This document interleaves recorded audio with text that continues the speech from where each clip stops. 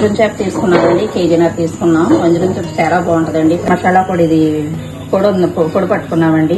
ఇలా లవంగాలు దాచిన జీలకర్ర పొడి ఇది ఇలా సరిపడగా వేసుకోండి. ఇందులో వేసేసుకుందాం. ఒక 4 స్పూన్లు నూనె మసాలా పెట్టుకుంటాం కదా, మన పాపలోకి వెళ్తుంది, బాగుంటుంది వేపించుకుంటేనే.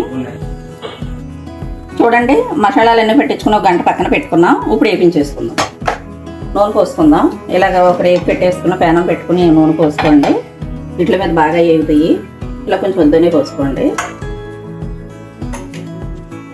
చూడండి, నూనె వేడయింది. ఇలాగే వేసేసుకుందాం.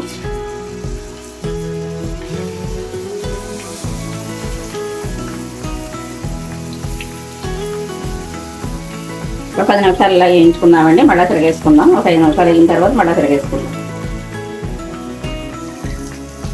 చూడండి, మళ్ళీ ఒకసారి మధ్యలో ఇలా తిరగేసుకుందాం. మళ్ళీ తర్వాత కూడా మళ్ళీ ఒకసారి వేగాక మళ్ళీ తిరగేసుకుందాం. చూడండి, ఇలాగా 2-3 సార్లు అలా తిరగేసుకోండి. ఇలా తిరగేసుకుంటా ఉంటే అలా వేగిపోతాయి. 2-3 సార్లు తిరగేయాలి. 2-3 సార్లు అయితే నేను తిరగేసాను, వేగిపోయినాయండి ముక్కలు.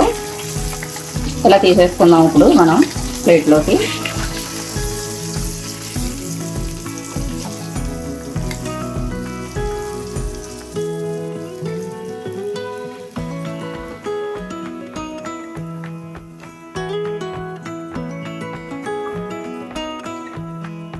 చూడండి, సందుబా చేప మన ఫ్రై చాలా బాగుంటుందండి. ఈ ఫ్రై మీకు నచ్చితే లైక్ చేయండి, షేర్ చేయండి, సబ్స్క్రైబ్ చేసుకోండి, కామెంట్లో చెప్పండి.